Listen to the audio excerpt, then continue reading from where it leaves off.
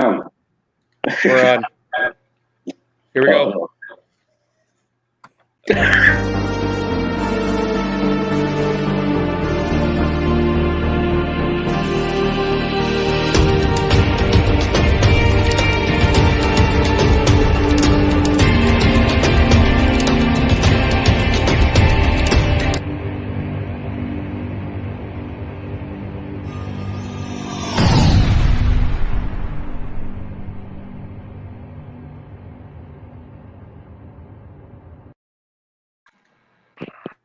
Hey, everybody, it's the Goose with the Cryptic Paranormal Show. Down there, I got my co-host. How you doing, buddy? Good, how are you? Good. We got a really cool show tonight. Really looking forward to this one. We're all kind of quarantining, bunkering down in our own hostiles. We got Adam Kimmel here with us over at Alexandria, Madison Seminary. Looks like he's about to do some spelunking. We got D Nice right there, also from the Mad Crew. We have Kathy Santori from the Mad Crew coming on here at some point. Kathy, if you're watching, don't forget the link is in the message we sent you earlier. So hopefully she'll be wandering on here. She's always a blast to talk to. She says she's backstage. What's that? What? She says she's backstage. Oh, you know, I got to scroll down. There she is. There she is. Oh, wow. Okay. What a crew. What a motley crew we got going here. So how's Heisenberg, how are you doing so far with this quarantine thing? You've been going to work? Yep. I can't find my live comments, though. Your what? On the show, I can't find the live comments. Go get Kate. She'll help you. Okay. Well, she's feeding Lincoln right now, so. Oh, she'll help you in a minute. Yeah. Nobody's commenting right now, so you're good. We got a couple minutes. But all right, cool. Well, how's everybody else doing? Denise, you've been locked down for quite a while. How are you guys taking it over there at the Smith family house? We're very lucky. We have 25 acres behind our house, a creek, and all kinds of stuff. But it's not easy. It's pretty rough, but we're getting through. Oh, how are the kids handling? How are the kids handling it so far? The kids love it because they don't have to wake up at 6 o'clock to go to school. We just wake up whenever, and I mean they're having fun with it. Yeah. How are they handling the at-home school thing? They hate me as a teacher. Yeah. But that's okay. It's not my job to be their friend. It's my job to make sure they grow up to be responsible adults. So there you go. Yeah, my kids are doing what they're supposed to do. I pretty much am just at my computer working all day, yelling at them. You guys done yet? Yeah, we're done. Okay, good. Whatever. That's awesome. Cool. But yeah, I mean, they make it. The schools have been making it super easy. They just got to follow their routine online every day, and everything's good. Yeah, it's nice. What's up, Eddie? Mr. Woolver. Eddie. I know Eddie said he's been going crazy too. The trucking industry hasn't stopped. I mean, I know the health industry. My God, bunch of heroes right there. God bless everybody who's out there still working and making this country run. But I know Eddie's in the trucking industry. Then there's Heisenberg. He's still out there doing whatever the hell he does. What? You're in the health industry, though. You are. How are you faring so far, Miss Santori? I'm doing better. I was sick for a while. I thought I was going to be okay and decided to get back into work again and got sick. And my doctor said, "You're not going anywhere. Just stay home. You're too old and your lungs are just bad. So stay home." Oh, no. So that's what I'm doing. But I feel better now. I'm on steroids, so I feel better now. Yeah. That too. I'm glad. I'm glad you're feeling better. That's got to be. Yeah. Well, as long as we'll see how I feel once I'm off of them, and if that works, then I'm hoping that they come up with a test so that I can see if if I had the virus, and if I did, maybe I will be able to go in and help out a little, at least Sure. locally. That would be nice. Yeah. We lose Kimmel? Yep. We must have dropped him. Kimmel, get back on. So this is kind of, I mean, it's a crappy time for everybody. And who else besides me is going through some paranormal withdrawals? It's been rough. Definitely. Yeah. Oh, is he coming back on? There he is. Oh, awesome. Oh, there. Where'd he go? There he is. Oh, thanks for joining us again, Kimmel. Wait, I'm trying to see if I can hear everybody. Okay, I can finally hear D. What's up? Yay. I think I hear Kathy. D, What? when Goose was asking questions right now, you look like you're one of those Mormon housewives. You got like this blank. Like you're talking from the compound. Don't give out my secrets, Kimmel. No, but I couldn't hear your feet. I just heard Goose asking questions. Hi. What did I miss in those 2 minutes of me rebooting? Oh, we're just kind of talking about the quarantine, what everybody's been doing during the lockdown. You've been busy, haven't you? Back on the show. What's that? So I said, get your ass back on the show. So how's it been going up at Alexandria Madison Seminary, man? You getting a lot done during this quarantine? Like the first 2 days, yeah. Yeah. So you know how we do it at Madison? Like I went hard the first 2 days. There's that scrap pile, and I picked the hardest stuff to do first, and I cleaned that up. Yes, D, it looks amazing. We have new parking now. Nice. But I'm pretty sure I pulled my back out. So like for the next day after, I just laid in the back house. And as I was showing D earlier, the middle building is a mess right now because I was cleaning.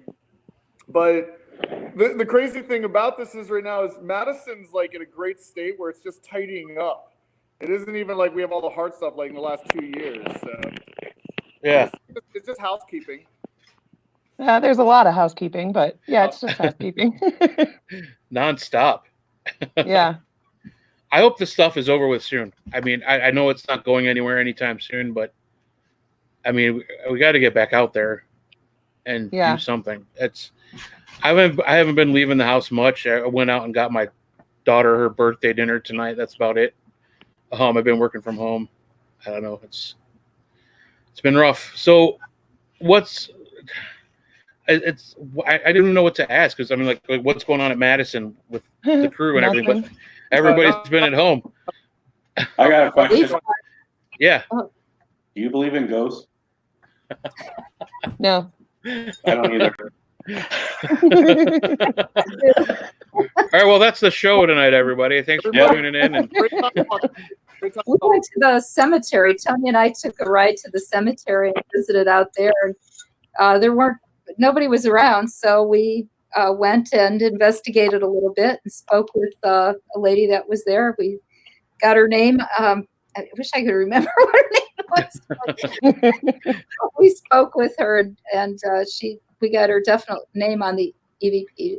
Her grave was like right in front of us, and pretty interesting. So yeah, you can do things still if you want, I suppose, but it's not as much fun as being together at Madison for sure. Yeah. Oh yeah, for sure. But like you said, I've been forcing my kids to get out of the house. Like, go ride your bike around the block. Just stay away from people. You know, they've been taking the dogs for a walk. I'm like, don't let anybody pet the dogs. Just say hello from across the street and keep walking. But get outside because we've had some beautiful days here and there while this has been going on. But yeah, it's been rough. At least in my yard. Now I'm hoping that I might be able to start doing a little bit more. But we've went out a few times. Just in the car, just drive around, or like I said, go to the cemetery, and that was our fun. So out of curiosity, what cemetery did you guys go to? Okay, well, we went to the cemetery that was by our old house, or our house where we grew up. My house was haunted when I grew up, as everybody that's in this stuff is. So everybody here probably had a house that was haunted, and Yeah, so I felt that intuitively that there would be some of these people there, and we went there, and sure enough, we've been getting responses every time we go there. Every time we go, we get a response. Unfortunately, my grandparents are there, and they're not communicating with me there at the cemetery, but they don't move to the cemetery to do that. So. Well, yeah, actually, Heisenberg and I were talking about last week. We're talking about doing an investigation in a cemetery, and I mean, probably the best place to do it right now. Yeah, I did an EVP session in my truck. Yeah. Go out. You mean at home or like at a cemetery in your truck? In my parking lot at work. Yeah. What about you, Denise? Would you ever investigate a cemetery? I mean, I'm getting pretty desperate right now. I might. You have one right down. Maybe, right? Maybe during the day. No. You could do some historic research, Denise. I could, yeah. Yeah. What about Kimmel? Be a lot better than homeschooling. Oh, geez. Tell him to stop moving. I know. It's like, dude, calm down, sit. Yeah.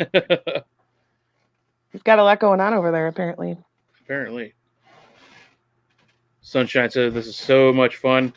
It was funny. Wolver actually mentioned earlier he wants an RU Media Squatch outing. Dude, I'm down with that. I don't know how Heisenberg feels about that. I'd do it. Yeah. Oh, there he is. Hey, look, my mouth is the Karma Radio thing. Yeah, see that, man. Kathy's got the RU Media thing over her face. I need to move that. There we go. Kimmel back on.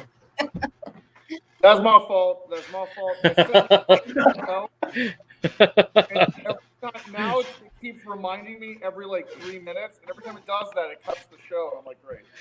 God damn it, Kimmel, this is a professional show. That's the last time we'll have you on, brother. No, I'm just kidding. Like begging him every week, dude. We lost our. Can you come on the show? When you coming on the show? Like every month. Like, come on, dude. But no, it's blessed having. Kimmel, we were talking about investigating at cemeteries. Is that something you'd ever try, or have you ever done it before? Dude, quarantine the country. You know what ghost hunters do? They go to cemeteries. Yeah. Dude. Yep. Well, cemeteries. Here's something very interesting about cemeteries. So usually I think when everybody gets into ghost hunting, it's like the easiest, most accessible place to go to, right? And yeah, I've done a few cemeteries in the beginning. It's actually how I found the old Hillview Manor crew. I was actually ghost hunting out in Butler, Pennsylvania, and yeah, I think it was Butler. Is where I was, or somewhere out there. And I thought the cops were showing up, and we were just doing a quick like EVP session out there. It wasn't the cops, that Hillview Manor crew, and that's actually when I learned, oh, dude, you can actually go to these locations. You can actually go, not just for TV shows. And that was back in 2010. I learned that. Yeah. So, yeah, but yeah, I've done a few. Not something I've done yet, but I think I might have to just get outside and go do something. Because I'm starting to get cabin fever and starting to feel a little nutsy. But yeah. I almost like drive through one every day. Like I look at it when I'm getting ready to get on 224, and I'm just like, not tonight. Just make a quick U-turn in here, ask a couple questions, and be on my way. But we got to. I mean, it's it's hard to do the show right now because I don't even like asking people what they're getting into. Everybody's on lockdown. Nothing. Yeah, nobody's so it's just like kind of hanging out and bullshitting. Basically, is what the shows have been. But leave that open. You guys, if you're watching the show, if you have any questions for Adam, Denise, or Kathy, let us know. Eddie Pence talking about going to visit Molly Stark. I wish. Here's a little fact about Molly Stark. Yeah. If anyone wants to buy it, it's $10 million in an escrow account before they'll even talk to you. Oh, nice. Holy. That's just pocket change. Pocket change. I've tried to talk to them down there. They're not very ghost friendly there. But yeah. Yeah, you need to find a spot in Akron, Adam. We were just talking about you Akrons today. Akron. Yeah. Well, there used to be the piggery, right, in Barberton. Yeah. Far from Akron. Yep. Down in Barberton, they won't even allow ghost hunting there anymore. So that's out of the question. Thanks, Goose. Yeah, we probably ruined it for him. I don't know what we did. I don't want those assholes in here again. We're done. We had some good times there. Yeah. Everyone's investigating. You need to be for bait. I don't care. I know there's no Bigfoot out there. Oh yeah, yeah. Uncle Santori chiming in, and we use Guy Heisenberg for bait when we go squatching. Yeah, absolutely, bud. But so I mean, I don't know. What's there any? Are you guys still planning for Resident Undead right now, or is that all pretty much on hiatus with everything? We've been honoring the stay at home and everything. Yeah. We were in the process of filming at Fairfield. As everybody knows, we got Fairfield County Infirmary. Santori, Kathy's been there. Denise recently. Still got to get you guys out there. You're gonna love it. Yeah, we owe you 2 cleaning days. Yeah. Two. And literally was ran by there was a haunted house there. Like they did the whole October haunted house. And Denise, you were out there with Ryan. Kathy, you were out there. Kathy was with me when we were going under the radar to like kind of figure out what was going on out there. Kathy was ground zero when I got the call, like, hey, do you want to walk around? This place is for sale now. Kathy got to see it in its worst state. Kathy, you saw the haunted house set up. Like the entire second floor was a maze. It's all cleaned up now, and we are prepping it to get ready to film another episode for you. Cool. But can you give me some background on that location? And I Julie what's that? Chimed in. There is a little competition going on. The Hunger put that back up. Broom sweeping champion. Julie is competing for this title, but right now, man, I don't know. It's really close between her and Savage. Savage, April, sorry, using Christian names. April just came, wanted to be a part of it and just broom, and then, you get thrown into the madness. Don't say you're just going to broom. Right, D, I see you. I'm laughing because you call it brooming. It's called sweeping. I'm from Western PA. Okay, go wash your clothes. Go wash your clothes, D. Yeah. Okay. Okay. All right, I'll go wash my clothes. Yeah. But, listen, April's brooming video got tons of business for the building. True story. Okay. Right. Everybody has seen how we marketed Madison. We put together literally ridiculousness from that week. I put the video together real quick for that, and then I put it out. And there was one weekend I literally just had a video of everybody cleaning, right? And these people, we usually ask people, how did you hear about the place? What was it? And lo and behold, there were like 5 people. And they were like, yeah, some lady was sweeping in the asylum. And that's why we came. I'm like, that was it. That was it. Okay. Yeah. And they were dead serious, dude. Yep. But I could take that sweeping champion away from her. So Julie was out. Chelsea's been out. A lot of the Mad Crew have been there. We are currently assembling the FCI crew to set up for the Hunger Games. It's going really well. And so Julie out the dungeon. And let me break this down, guys, because there's a lot to take in about this place. Yeah. Still getting through a lot of the history right now. There's a lot of urban legends, and there is a lot of documented stuff.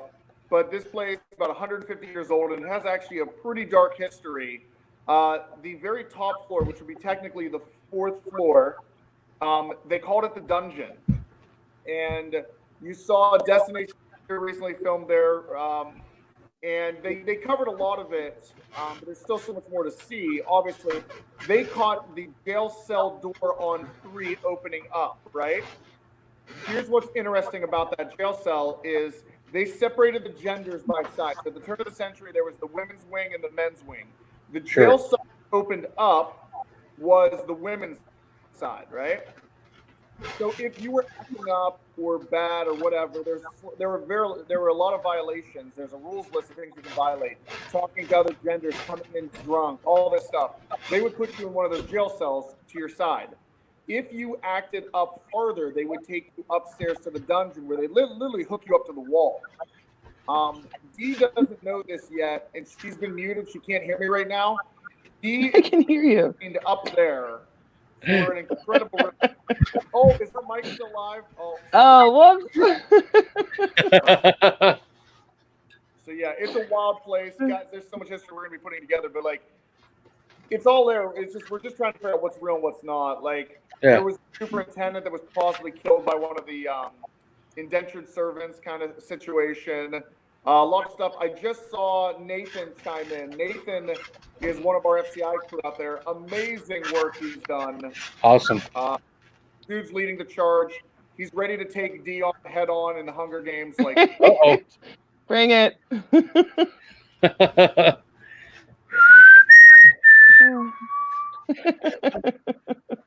So it's looking good. They're good people down there. They're very good. They're just as passionate, just as crazy as us. Fairfield County Infirmary is the next up and coming property in the paranormal circuit. It's just wild, guys. Nice. That's going to be awesome. I can't wait to until you started working there. I honestly, I never even knew the place existed. So I can't wait to get in there and help out where we can. Like Heisenberg said, we already owe you 2 cleaning days. So I'll come in there and destroy and clean and do whatever you need us to do. But I know, Kathy, you said you've been there. What and you're kind of our resident go-to for the empathic, the feelings you got while you were in there. What kind of stuff were you picking up on while you were there? I think Shelley and I both were picking up quite a bit that night. And I was really just looking around, but there were a lot of impressions, and I didn't pick up anything bad, or negative that I could think of. Nothing that was serious bad. It's all, I don't know what to tell you, really. It was just what we would expect, There were people there that worked there in the past. These were, so I'm picking up impressions from the energy, and the impressions that I'm picking up were people that were there, and some of their moods and some of the things that happened. It kind of just spills over somehow, and you read it, and I don't know. But that's all mostly what I was picking up. And some of them, I didn't stay in one space very long, but we walked around. I took some pictures, and it's been a while, and I want to get back there. And if I'm feeling better, I'm hoping that maybe there'll be a day when we kind of live separately and go out and try to get some work done and do some things there. So I'm hoping that we'll get to go back again sooner rather than having to wait too long, but it just depends on what we're allowed to do with travel and everything. Yeah. Cool. So Denise, you said you've been there, and you were there just a couple weekends ago, right? Yeah. It seems like months ago, but yeah, it was a couple weekends ago. Well, it's the running joke right now, waking up and trying to remember what day it is. Yeah. We've been hard to get outside, and it's like everything kind of morphs into one long day. But every week feels like a month. Yeah. I know you guys were super busy cleaning and working there. Did you see or hear anything did you get any witness any activity? Because we all, we've all worked at Madison. We've all had our experiences, even when we're not, doing our investigation. So, right. Well, I think with Madison, we have a lot more quiet time, where we're just hanging out or, whatever. But, we were using power tools and tearing down walls and doing all kinds of stuff while we were there. So, there was one point where I thought that I saw someone run through the room next to us. Oh, wow. But there's no time for ghost hunting, so I just kind of brushed it off and, went about doing what we were doing. So, but you can't discount the experience that you had while you're working, right? Right. And I mean, I am excited to get back and, try actually ghost hunting, but we were on a mission, so. Yep, and that's the important thing. Adam, are you trying to sneak that flashlight back on your head? No. Yeah. Cassie, but I got the screen on me. There we go. Yeah, I can't wait for you guys to see Fairfield. 2 more shout outs. We got Chris Hughes, another part of the FCI crew, just chimed in not too long ago. Awesome individual as well. Got Letty Cortez right now. She's been out in Madison. She was out here for Halloween. She was in Sarah's room handing out candy, trying not to scare children. But you actually had the most honest outfit out of all of us. You got Shelly upstairs, the White Witch. Chris on that. And then Eddie Pence was out too. Eddie killed it, dude. With Eddie, up there. yeah. And even the mythical creature known as Mike Simpson. He was out. Was there a sighting? It was a yes. sighting. I messaged Holy crap. him and I said, Mike, are you ready to put the jersey back on? And he knew exactly what I meant. He's like, I'm going to put the jersey back on and back in the game. So nice. What we're seeing is a rebirth of a lot of these original players coming back. The same people that came together to save Madison. All these people with a new wave. Dude, it's going to be awesome again. Crazy times. And like Nathan has said, Nathan has been going out there a little bit, and he's been killing. We basically put a to-do list, and he's been slaughtering it with some people out there. So it's coming along, dude. I can't wait to show this place off with everybody. Right. I hope it's soon, man. I hope this whole thing is quick and is out of here soon, so we can all get back to normal life and get back to our explorations and volunteering. It's rough. I miss you guys. I miss you. Even I miss working for free. I miss you guys. There's always fun. Eddie was always fun. It Does it really work? I realized for the last 3 years, have we really been working? Because I don't know, man. I don't know how we Yes, we work really hard, Kimmel. The one time you guys cleaned the kitchen was very impressive. I actually I saw the floor. Yeah, it was pretty cool. Kitchen has a floor, everybody. While it lasted. Yeah. Yeah, I expected them painted at Madison. Adam and I What was painted that? Day. What's that? We painted that hall the one day with all the pipes. Yeah. Heisenberg, that was bonding time. We bonded. Yeah. We painted walls. It was a blast. We painted the signposts. Yes. That was the first time I realized Madison went farther than the McDonald's. I was like, we're going to go to Walmart. I was like, there's a Walmart around here? I know. We got all kinds of stuff. I was showing Heisenberg the life, giving him the Madison tour. There is more than a McDonald's out here. So, yeah. I never went past Madison Seminary enough to find all the treasures that lie within the town of Madison. But I did. It's funny. Remember Heisenberg when we first met? Actually, that's where you got your name. A lot of people probably are trying to understand why do we call him Heisenberg. And Heisenberg. That's not his name. That's not his name, right? No. There's a story. So when we were shut down, and again, I only say this story. Everything's great now, but I have a little bit of mafia. And right, Tori knows. The mafia runs deep, and we were like, dude. We still got to run this place. We got to make money. We can't be shut down. So we were bootlegging ghost hunting.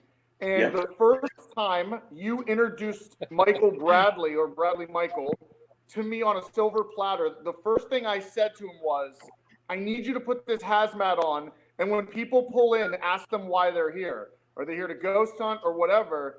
So literally, he doesn't even question me. I think this is our first conversation literally ever. 5 minutes. He literally starts putting a hazmat on, puts the whole suit on, and then goes out to the corner I told him to. And he looked like he's straight out of Breaking Bad. And I was like, I don't even know this guy's name, but that's Heisenberg right there. That's Heisenberg. We still need to get a Winnebago for back there just so we can have one. Dude, you have to take pictures of people, Heisenberg, in your suit. Right. Yeah. I was doing roll bit that night. I wasn't doing anything illegal.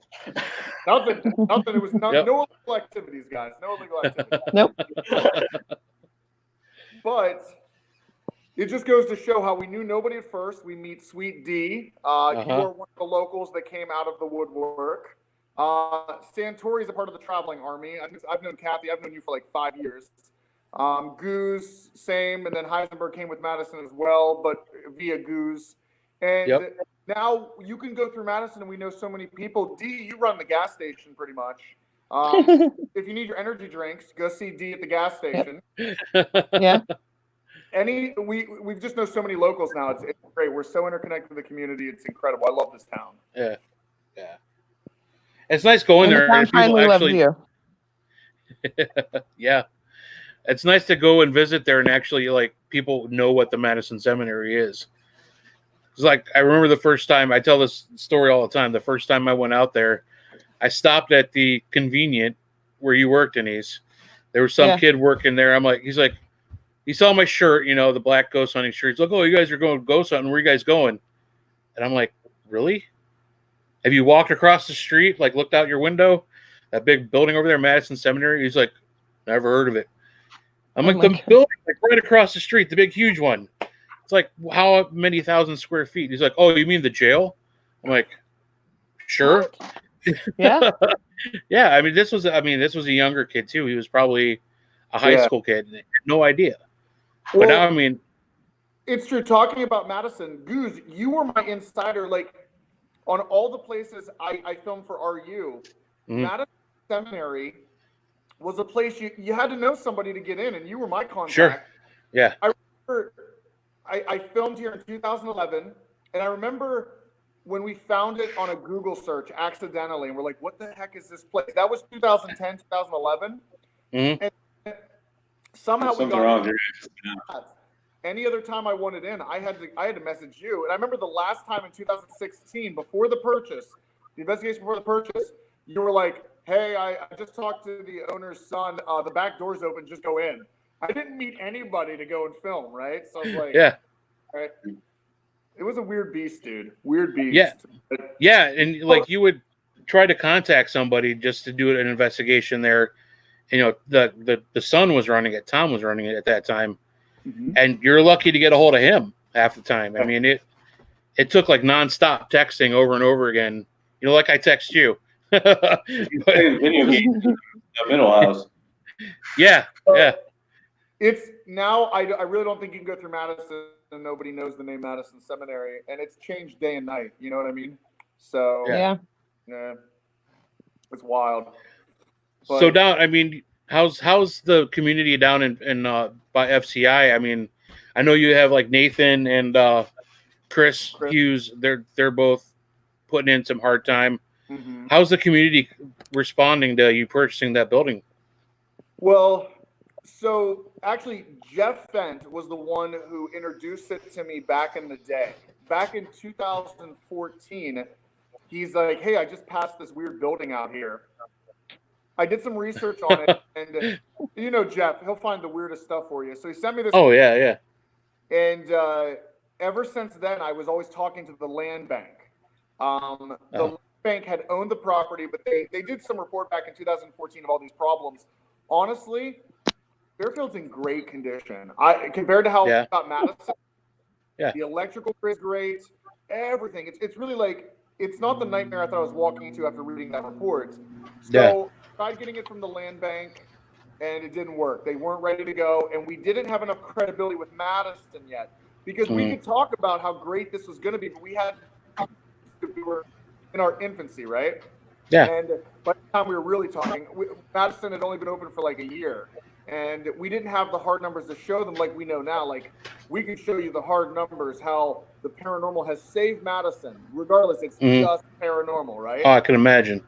And then I lost to Habitat for Humanity. They were going to use the property, get funding from it to help build houses. Now, I don't know much about their agenda, and there's been no bad blood.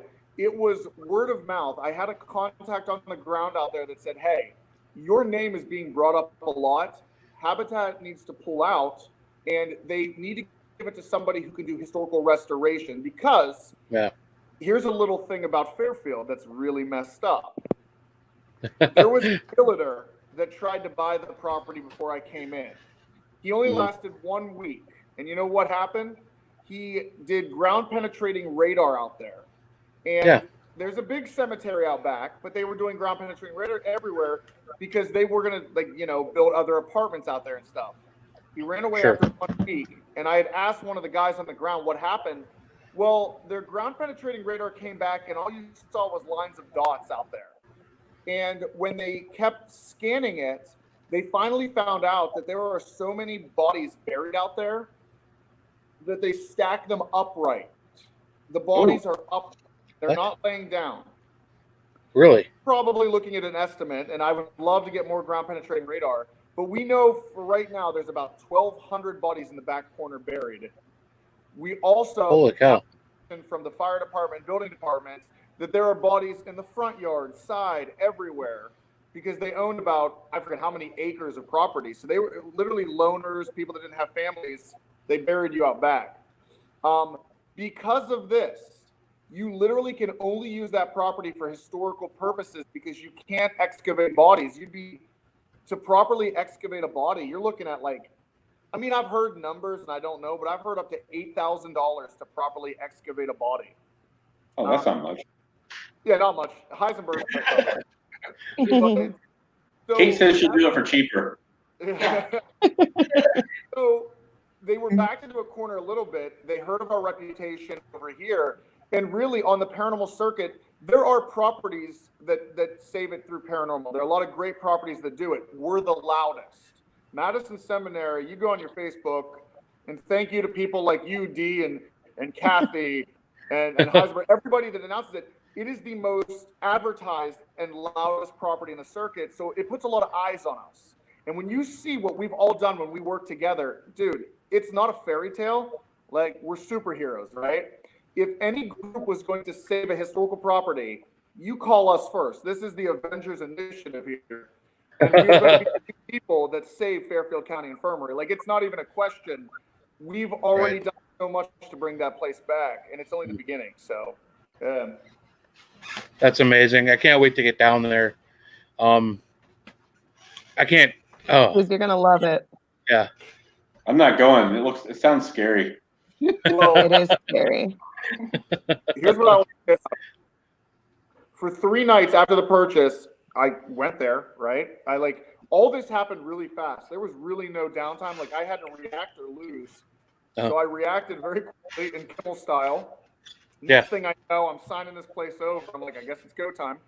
I stayed at the property 3 nights by myself. Yeah. Complete Wild West. I have no contacts on the ground. I have nobody literally.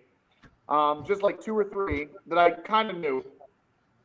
And I stayed there and I walked through the building. I was like, I got to man up and do this. Mm-hmm. And I walked through the building in the dark. And guys, I've been doing this for 10 years. I'm still one of the noobs. And the chills. I will tell you this, ground floor, where you actually were, Dee. Yeah. With Ryan, by the morgue. It's not the morgue that scares me. There is something off about ground floor. When you come down the grand stairwell, it just is not inviting. It's not inviting right now. I'm even getting chills thinking about putting live cameras up and what those live cameras are going to catch because it's wild, dude. And here's another thing. When it comes to the paranormal, there is an active river stream running underneath the building. Now, you already know, we're all thinking it. We all in the paranormal believe that water is an energy source they can tap into. Sometimes, it's like stone tape theory that the stone of these buildings retain the memories. You've got a giant stone structure, and right underneath the morgue is an active stream that goes directly under the building and through it, right? So you have a constant battery. I think that's what's causing a lot of the amped up activity. Because even in a short amount of time, I can give you accounts after accounts of weird events. I heard knocking on the window when I was staring at the building. It was 3 a.m. I was staring at the building. I heard a distinct 3 knocks on a window, like somebody was inside trying to get my attention. The shadow play is ridiculous. the Wow. disembodied voices. I was there with Ashley in April, and we heard footsteps upstairs, like really thick. I thought someone broke in. That clear. I mean, it's wild, guys. The activity is amped there. Yeah, Nathan actually just mentioned he heard just tonight heard 4 loud bangs on the first floor. It vibrated their bodies, like no explanation to it. Earthquake. I would rather take earthquake scenario. Yeah, right. Mm-hmm. But yeah, it's going to be wild. So that is the future of everything we're building out here, and yeah, it's funny because it takes certain people. You guys are all misfits, except for Kathy Centauri. You are amazing. You are a mythical legend in my eyes. The rest of you are misfits. But it takes certain personalities that come together. We joke about this all the time on the back porch of Madison. It takes certain individuals with a level of crazy, which all of you have it. And dude, it's just, these are the kind of people that are going to save these properties. Like, it's just this weird raw passion and everything. So let's see. A friend of mine on my watch party wants me to go through with our guests what your scariest paranormal experience has been. Let's start with Denise. What do you got? Everything. You start with me. hey, can I pause for a second? Pause. Disclaimer. Yeah, of course. I still can't get Denise to go in the building alone. Denise, that's a lie, Kimmel. You have a video of me in the building alone. There you go. She came upstairs alone the one night we were up there. There was a light left on team in the asylum, right? There was 3. And I was watching the cams, and I'm like, oh, man, that one of the teams must have turned the light on, probably because they got scared, cleaned their equipment up. And I'm watching the cam up there, and I'm like, it doesn't matter. I have this place super efficient with light bulbs, but I was like, it's my OCD. It's like, it's not lights and stuff. And I remember messaging D, and you thought this was a trick to keep in the building, right? Because you do that all the time.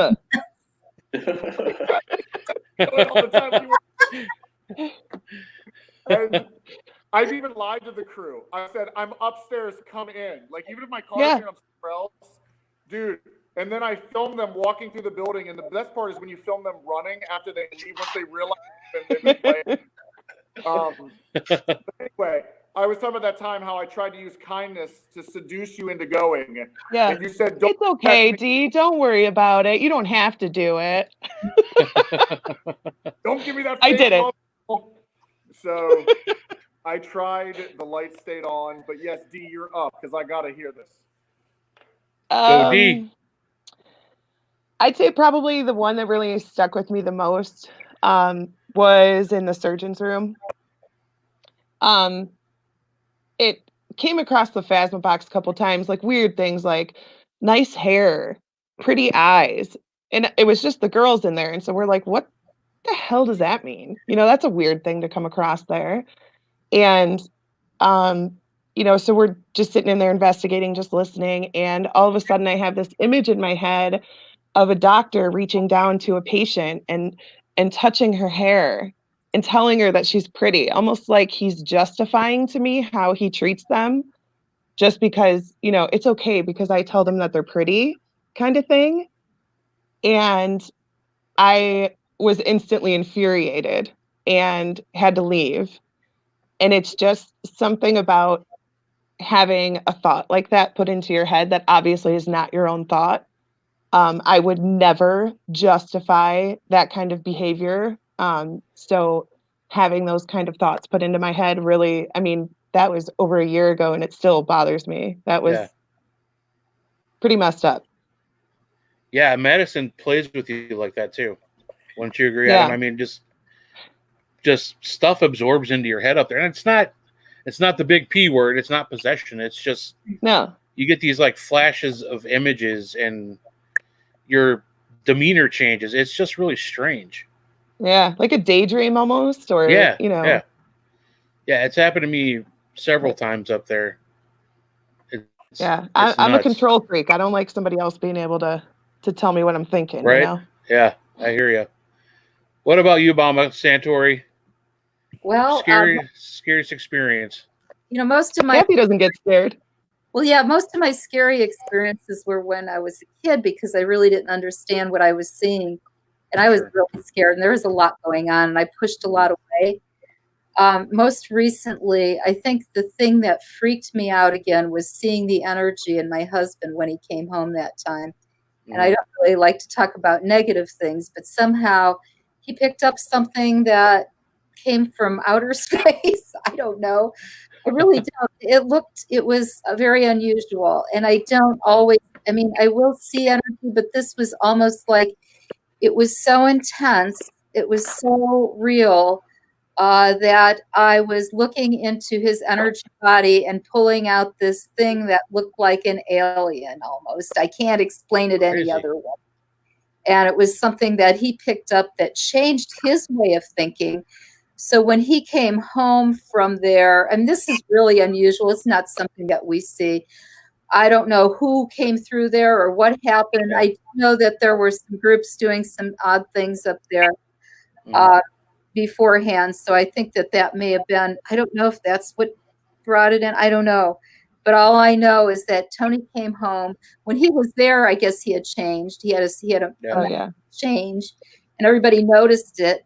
When he came home, he was like, he wasn't angry. He wasn't sad. He was like in the present, but spaced out, just totally spaced out. And he was answering the questions, but no emotion.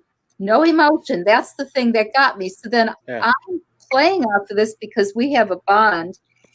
And I am talking to him and saying things to him that I don't normally say.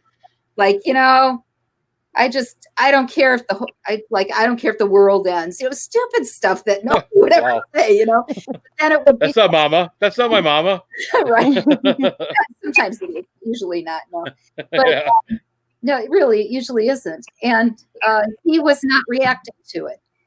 So now thinking back, I'm thinking that whatever this energy was, it was absorbing whatever emotions that he had.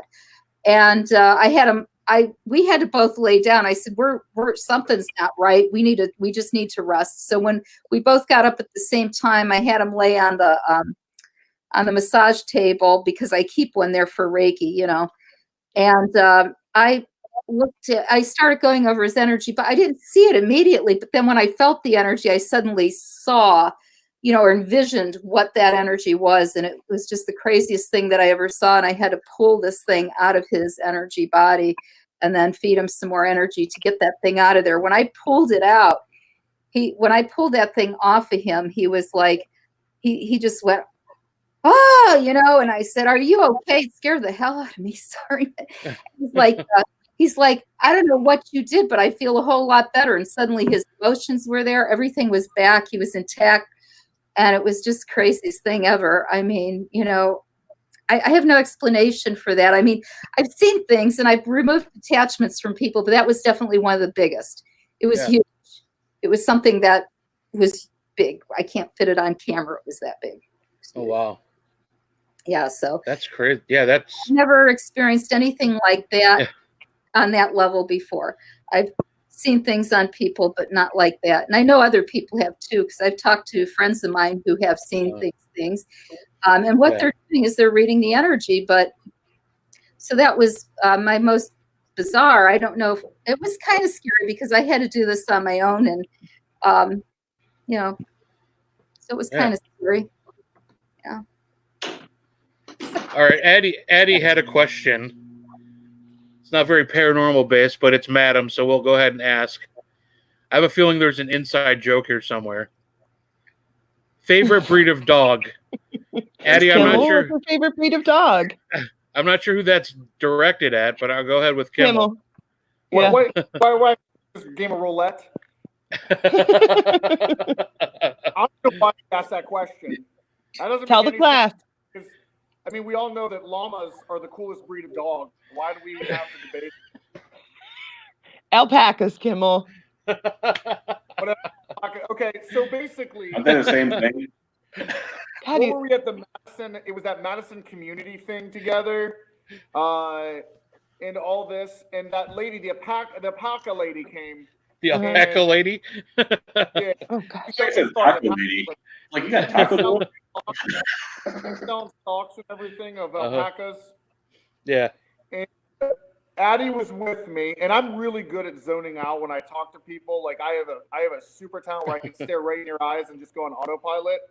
And the lady was saying something, and my closing thing to her was, "You should bring your dogs out to Madison sometime and see how they act in the building." This lady doesn't have a single dog. She's got an alpaca farm. And I remember her staring at me. I'm like, all right, I was being really nice. So I remember walking away saying I wasn't interested in the socks because I'm not a sock guy, like that, like the whole big, like, huge socks. But yeah, that's when I learned that alpacas are not a breed of dog. Yeah. They sound like a breed of dog, but yeah. They sound like a boy. car. I'm gonna get in my alpaca and drive across the country. That's hilarious. Speaking off of, is she this way? I think she's this way on the screen. To Kathy, with what happened to Tony that night, I saw on the ground how he reacted. Here's the thing. I've been around Uncle Tony forever. We all know when one of us is off. We're all in everybody's business all the time. We know. And that night, I remember we were in Sarah's room, and it was Tony, myself, and a few others. And Tony had this blank look on his face. Yeah. He was holding 2 Pandoras, and we were about to do a session. I said, "Go ahead and roll when you're ready, Tony." And he just stared at me, like confused, like I don't know where I'm at. And I paused for a second, just staring at him. Yeah. And then kind of like, he didn't say a word, and he extended his hands out, and he goes, "Here." And I'm like, "Oh, okay, I guess I'm gonna run it." So I run the recorders, and I give it back. He doesn't say one word, right? And usually him and I are chatting the whole time, like, or something as we're walking. Doesn't say one word to me. And then we get down to the back porch, and he just starts walking off. And I said, "Tony, are you leaving? You're not gonna hug us?" And he looked behind, real confused. And I think April was there. April went out to hug him because, before the government banned hugging, which is a big thing in Madison. Yeah. Yeah. I went over and I hugged him. I said, "I can't believe you're about to leave without hugging." And he didn't say one word. He didn't say goodbye. He was blanked. Yeah. And I said, "Are you okay?" And I grabbed his shoulder, and he just kept looking at me. I said, "All right." And I just kind of nodded. And I said, "You good?" And he just looked at me, and he kind of gave this like slight nod. And then that would have been when he came to see you, Kathy, back at the house. Yeah. So I still haven't quite figured out. I know it was attached to his energy body. It wasn't actually in his body. It was just a little bit above. It was in the emotional body, because I could see, I could envision like a green mist all around him too. It was in that area, and it was like this thing was just feeding off of him. And I think it was energy. I know it sounds weird. I don't want to be like Amy, but that's I mean, honestly, You're like who? But anyways, I'm thinking that maybe that I know what I saw, and I've talked to other people. I know that I've seen similar things, but nothing quite that vulgar, and that it was really a violation of his total being, not just his energy. It was just sucking up his energy, and it was just it was horrible. So he was very vulnerable at that time. And it really was sad. It was really scary to see that, because I knew that I had to do something. Yeah. It was the first time you do CPR, you do it because it's like, no, I have to do it. And you just do it. But with this, it was like, oh my God, that's like that first time doing that again, or something like that. That's what it reminded me of. I had to pull this big glob off of me. It was like what I saw, when I envisioned this energy, you see the energy, and it looked like, it almost looked alien-like. It was like gushy, blobby. I won't go into details, but it was very strange, and it was feeding. There was no mistake. It was like just grotesque what I saw. I shouldn't go into it too much, but it really was. And I don't know. I'm just glad it resolved and that he was okay. It was just amazing how he just. I mean, it just taking that off of him, and it was just like a total change. He suddenly became himself again. He was emotional. He was talking. He was fine. Everything was okay again. I was just very relieved. And this thing that I had in my hands, which, first of all, when you take something like this off, you can't just take it off. So when I felt it, and then when I saw it, I had to jump back because I wanted to cleanse myself because I didn't want this thing attaching to me. And I wanted to make sure that I was protecting myself. So I had to do that first before I could remove it from him. And then, well, I won't go into details because it's really, it gets a little bizarre. And even I don't. We have another hour. Ready? You really want me to? It's really it's very strange. What I saw was really strange. But when I took this off of him, when he screamed, I'll go with that. When he screamed, I stopped in midair and I'm holding this glob in my hand and it's disintegrating, kind of like, just disintegrating, kind of just dying in my hand and in my hands. And I asked him if he was okay. And I stopped there and he says, "Oh my God, I don't know what you did, but I feel a whole lot better." So I go to move this thing onto this selenite log that I have to totally destroy it. And as I'm moving it across, I envision these things falling out of it. And they look like seeds, like hard wooden seeds, the freakiest thing ever. And I'm like, now what do I do? So I threw this thing on the log. It's dying. I take it out. I get it off of the log. I cleanse everything, come back in. And then my friend gave me this wand. I should get the wand later and show it to you. And he made this wand. It's called the wand, the finger of death is what it's called. And when I bought it, I'm like, I don't know why I want this wand, but I must have it. And I laughed about it. And I said, really, the finger of death? What is a Reiki master going to do with the finger of death? I mean, really? So I buy this thing. Probably. I magnet and I sucked it. And honestly, I mean, I pictured all of this energy just coming up. It's just like the craziest thing. It's almost like you're using your imagination and playtime, but it's real. You're actually seeing it in real time. And it's crazy. I can't even, I feel like a nut, but honestly, this is what happened. And then I took that crap outside and got rid of all of that. But it was like, and then I had to seal him off and then put energy back in him to make sure that was, that area was sealed off in his energy body.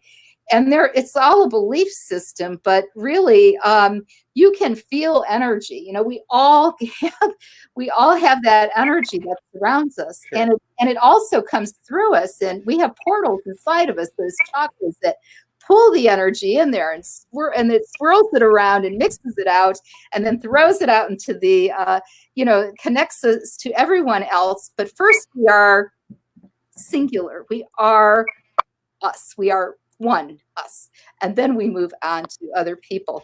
So getting that out of him, I'm sure we are connected. We are all connected. And I'm sure the reason that I was, my attitude and everything changed, my personality even changed a little bit, was because we are so well connected. And whatever that attachment was, I can't explain. It was an emotional attachment or whatever it was. It affected me as well. So it was affecting both of us, and it was feeding off of both of us. Incredible thing. I don't know how else to tell you about it, but that's what it was. And some people say that that's not incredible at all. They experience that kind of thing all the time. So, yeah. Volunteer for one, Michelle, this is not new. And I don't know if I should mention other names. I know Michelle won't mind that maybe some of you know. Shannon, this is nothing new to her. And a lot of the people who do Wiccan type energy work or pagan type energy work, they experience things like this all the time. This is nothing new to them. And it's not, the size and the way that I envisioned this thing was totally new to me. This was something that I was like, wow, this is once in a lifetime. But they said, oh no, you'll see it again. Don't worry. Really? Okay, whatever. But we do see energy, and it's just like when I was at Fairfield, the energy there was so much of it, and there were so many layers. I can picture people working there. I could picture people arguing, people doing, well, I could just picture, maybe I shouldn't say, maybe I shouldn't say everything. I can see some of it was very recent, and that's But I also when I was up there in that jail area, and it wasn't just me. Who else was there with me? Oh, it was Shelley. I'm sure it was Shelley. We both knew that there was a male presence that was associated with that room. We could feel it, and we could feel it trying to communicate with us or reaching out towards us. We could feel that energy. And there was a lot of energy, and some even told us where to find things and where to look for things, and that was pretty incredible too. And we actually found things in spots where it sent us. So I tell you, there is something going on at that place, and I can't wait to get back out there. And I am hoping that that we can get out there sooner. And I don't even mind just going out there for a day and just being given an assignment and just going around and just doing something. But I want to make sure that I'm okay, and the steroids are worn off or whatever. Or if if they do come up with a test, I may help out here. A friend of mine at a local place, just a nursing home, if they can prove that I've had this virus already, I would definitely help out there a little bit too, because I don't know what's going to happen with it. I'm hoping that it'll just fizzle away, but that's probably not. But it's probably going to affect a few older people first. It was one good thing is my father-in-law is doing really well, and he's in his 90s, and for that I am grateful. Yeah. I spoke with him today, and he's like, yeah, we don't bother. And then I'm like, no, I think I'm going to have groceries sent to his house. I told my husband, because he probably needs it anyway. I should do that for my brother-in-law and his family too, because they came down with some kind of weird thing. And, people have been sick in our family a lot. I don't know. And they say it only affects certain people. So we are the weird ones, just like, See, Letty said something interesting. I just want to mention real quick. She said something is with each of us right now. No clue what it is. Maybe it's a bond, or maybe it's because you all are a part of Madison and talking about it. I think it's I agree. I agree with the last part of that statement. Yeah, I think we're all we all have had our experiences with Madison, and it's kind of brought us together, and we're like a tight knit, crazy family. Yeah. We all kind of share that same love for the place and what we do, and I think it's funny too, because like everyone that is a volunteer there, Kimmel, how many of us said, oh, I think it'd be really cool to work here? No, all of us said, I need to work here, or I have to work here. Like, we were drawn to the building. I got drafted. It's like The Walking Dead. Certain things you have to say to get into the community, and everybody. I remember the first time I met everybody.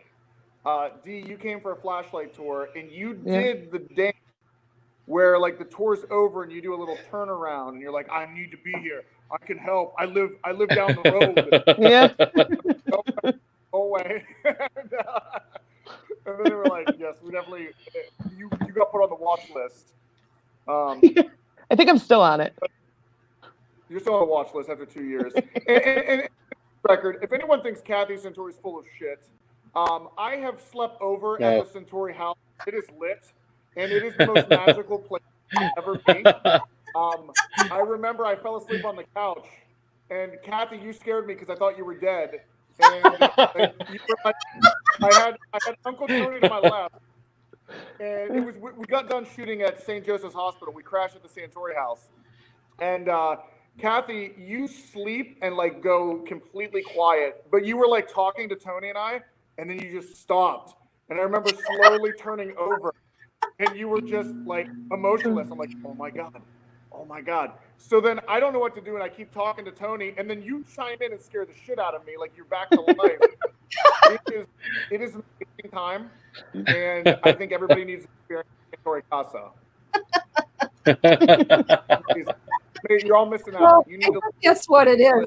That central awareness is what it is. So when you're in that mode, anything's possible. You can see or believe or do almost anything when you're in that mode. It's almost like a hallucinogenic experience. Yes, I mean, but it is. I don't know. Go, Kathy. Oh, yeah. Back, like Letty was saying about the, possibly the bond and all that. It is true. It takes a certain group of people to come together. We're all on the same frequency. I've met a lot of people that are into this, but it's like they don't last. They don't have that spark of crazy in them. You guys remember when Madison first opened up, there was like, how many people out here helping all the time? And then we call it Paranormal Survivor. Slowly, it gets weeded out by the people that really, really want to do this. And the people that are just coming because it is a new fad, it's a new wave. We'll see it at FCI. There's going to be a lot of people coming forward to help.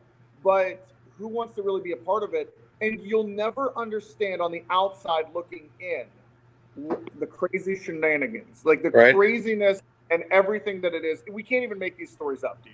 It's so much fun. And looking from the outside in, it's nothing but it's something very special. It can't be recreated. It takes a very special group of people. So yeah, it's something. It's for sure something. Definitely special. I think I've mentioned a few times to people that we really should do a soap opera based on Madison. It would be a lot of fun. Well, I don't know if anyone has watched Tiger King.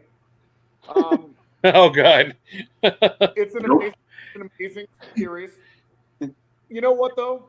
After watching it, I thought, oh my God, if we had cameras running all the time at Madison, we could give Joe Exotic a run for its money, because there's a lot of stuff we don't get to show because no cameras are running. But dude, we see you, Joe. We see you. We can help you. Hold my beer. I almost spit in my coffee. Hey, Heisenberg. You sexy beast.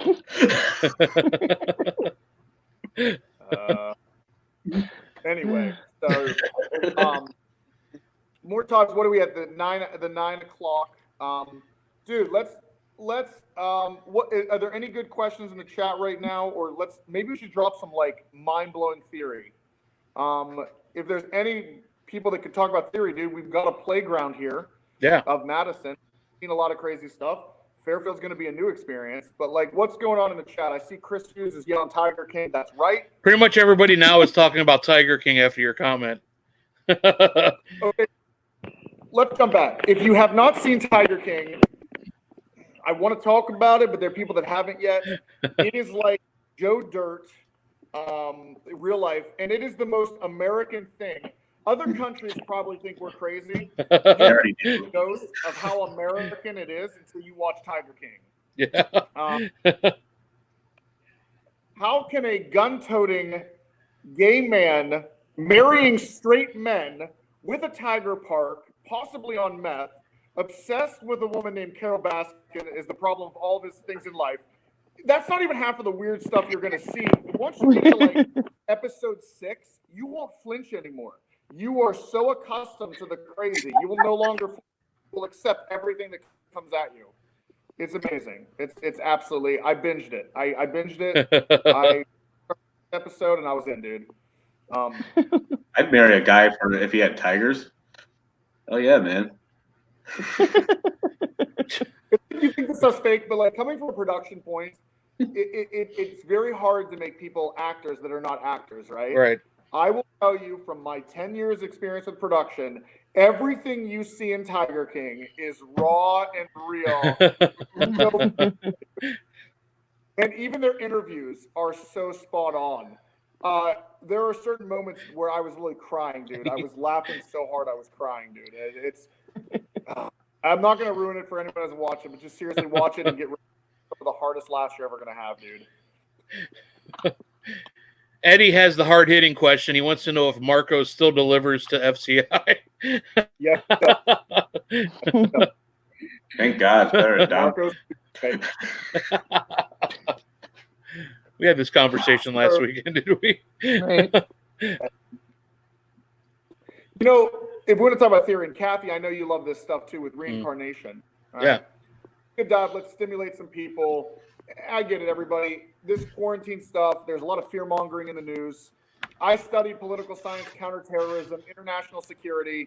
We discussed these things 10 years ago, and there is a whole lesson plan on how society reacts to information.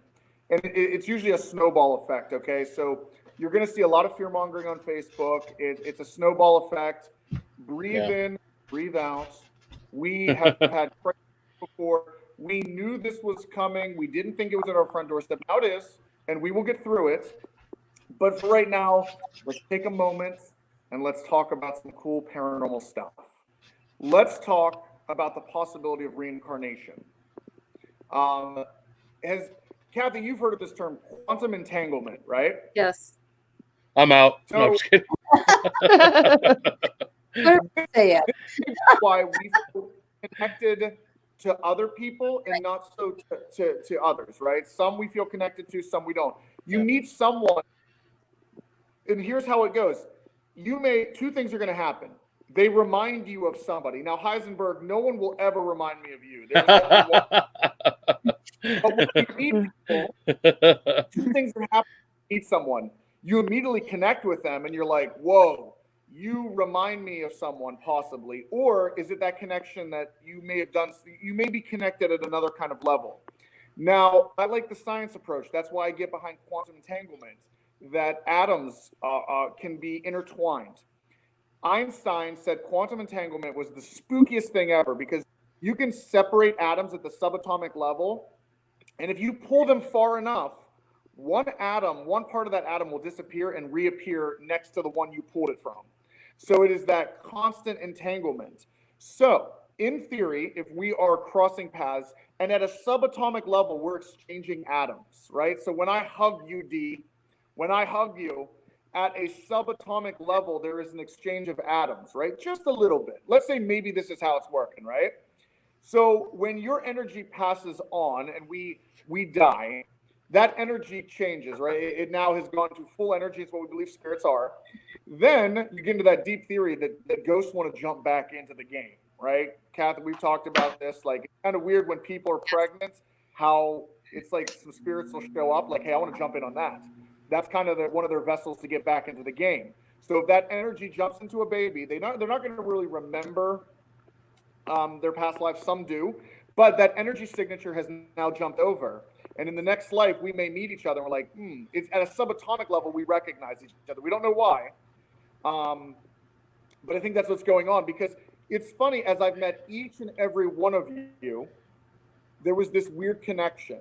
And you get these vibes. Maybe it's because you remind me of people I know, and it's that good vibe. Or maybe we do have ties to a past life. For example, like when I met Uncle Tony, we were at Gather. Michelle Belanger does this every year, and maybe it's because we thought we were the two most sane people in the room. He was sitting at the bar area, and I remember meeting eyes with him. I met eyes with him, and he stared at me too. And I was the only one not dressed like a goddamn furry or with a Pokemon outfit, and nor was he not. And we were drawn to each other. And we started hitting it off, and within 5 minutes, not even 5 minutes, I was like, I like this guy. I like him. I want to know him. I need him in my life. Even meeting you, Goose, we met. Yeah. You have to help me because I just think you guys have always existed. Where was the first time you and I met officially, Goose? Like, we may have seen each other online. Yeah. We were Facebook friends for I don't know how long, and then it was the first MS. You were on my Facebook page. I love Adam Kimmel, right? You were one of the Yes, I started the page. Yeah, that's it. Yeah. But you met where for the first time? Is when I had the first the MS Paracon in Anadine Farm. That was the first time we met. Yep. I was there, but I was just staring staring from the shadows. Heisenberg, were you there? What you do? Was Heisenberg in the shadows? Were you there too? Yep. How come I didn't see you? You really were in the shadows that day. Yeah. I was beardless then. You might not recognize me. That's probably it. But I remember, Goose, you were very busy. You did an amazing job running this event. Thank you. These events are crazy. You had a lot going on. And in the brief time talking to you, I was like, this guy's cool. He's cool. We vibe. We were at that same frequency. Yeah. Oh, yeah, for sure. Now I see you, D. Mormon wife. I see you, Kimmel. I miss you, Kimmel. He's just That's our bond. Humor, D. But it's funny because when I first met you, for the longest time, you had a bad vibe about me, right? I did. Yeah. Now let's roast her together. She has never watched Star Wars, and she didn't understand my Senator Palpatine joke. I'm gonna have to remove her from the conversation now. I can't. Get her out of here. I know. We've all known each other for quite some time. We're some of the OGs in the underground paranormal, right? Kathy, you've been doing this Heisenberg Goose. So like we're like those crazy kids in the underground that grew up and we're like, hey, now we're gonna say properties. So when D, you met this, I know that mentality was this seems too good to be true, right? It's just too good to be true. It's too much fun. There's gotta be something. And I whispered in your ear, I'm Senator Palpatine. Because I'm funny. I don't care. And you just look at me like, who's that? I'm like, yeah. Cool. D. But and it's one of those things like people have seen long enough. We're doing a lot of good stuff.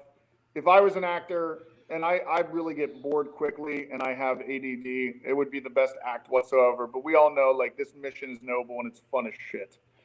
Yeah. So yeah. Do you remember when I told you? Do you remember when I told you about the dream I had about you? Well, go on. We're on the air. I mean, the family show. Yeah. Thank you. Whoa. Like the Madison you took some time to feel it out. D. Yeah, a year. Yeah. I liked it after a year. That's the longest trial period of just feeling the water out, and then you're like, years later, I'm going to like the page. D, you're out here every weekend. Right. So, anyway, you had a dream. It was awesome. So, it was a reoccurring dream, actually, and it made me nervous. Because obviously I jumped in with both feet at the building. You know, I did my flashlight tour, and then the next weekend I was a watcher on tours, and then the weekend after that I was leading tours. Like, I jumped in 100%. And I kept having these dreams that you pulled me aside and told me that this was all fake and that you don't even believe in ghosts. Oh, sorry, that's not even the funny part. What? Please say Adam was naked in the dream. I would whisper. No. Oh.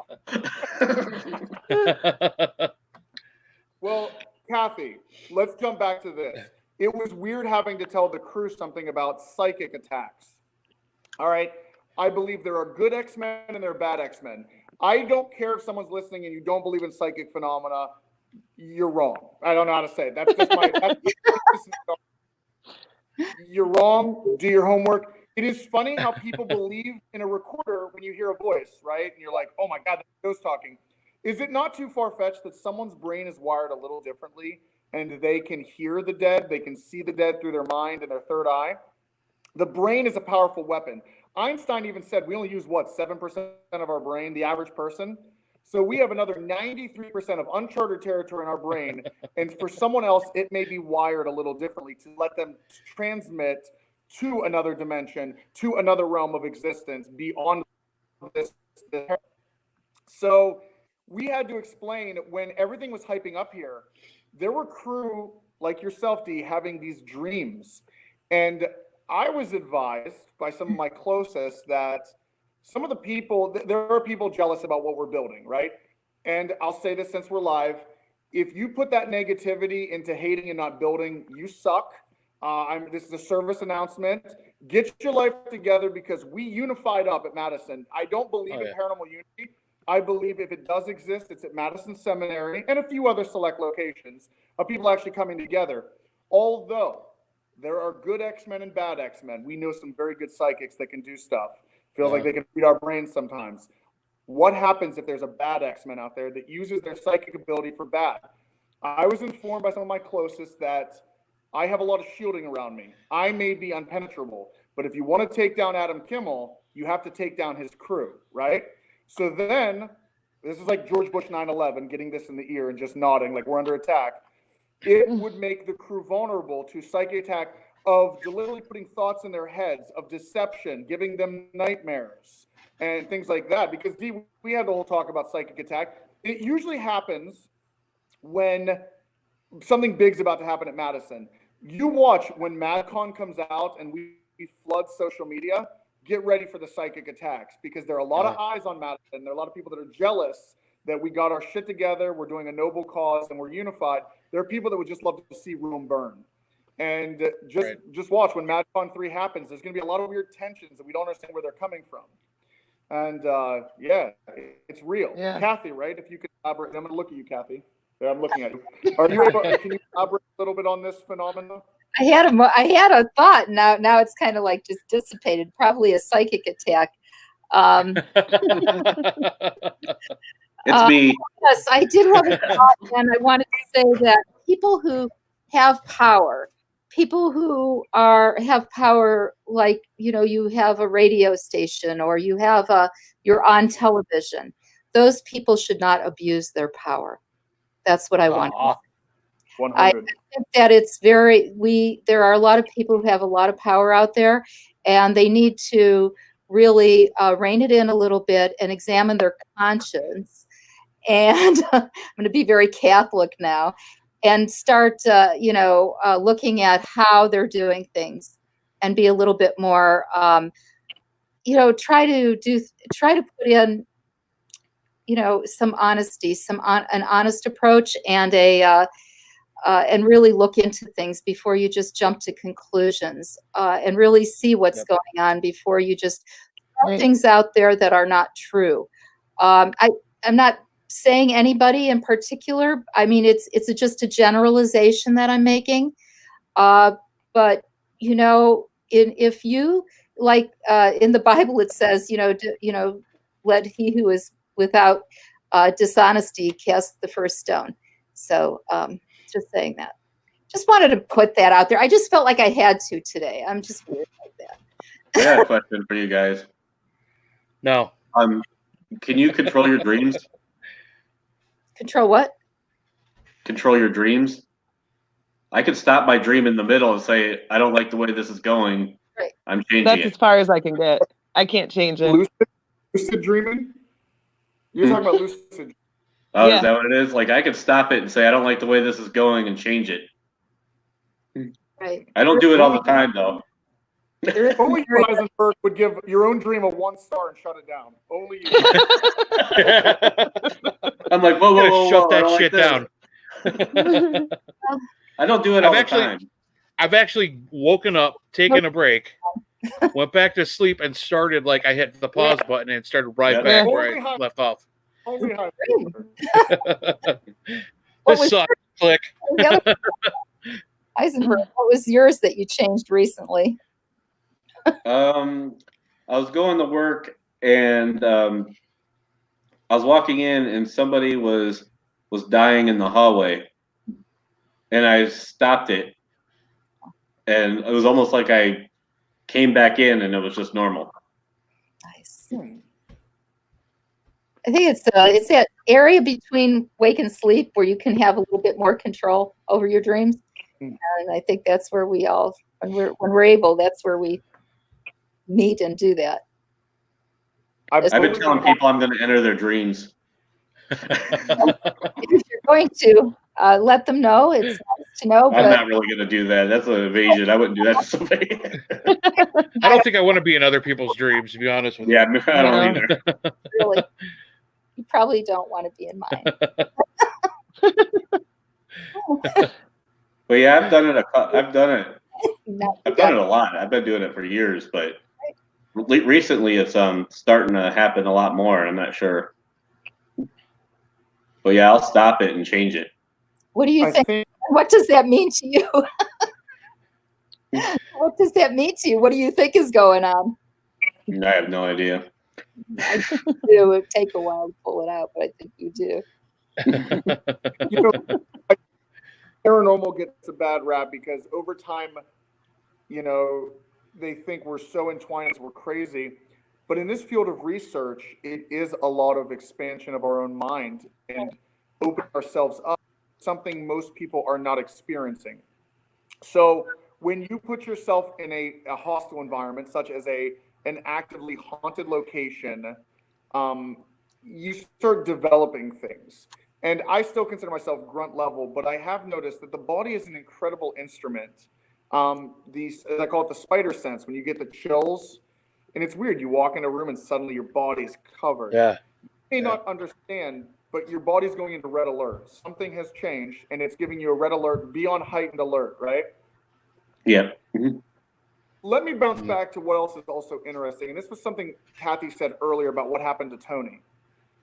Madison Seminary, and I've said this, all the crew knows this. I've never told any of these spirits they're bound. And any property that tells their spirits that they're bound, I hope the worst.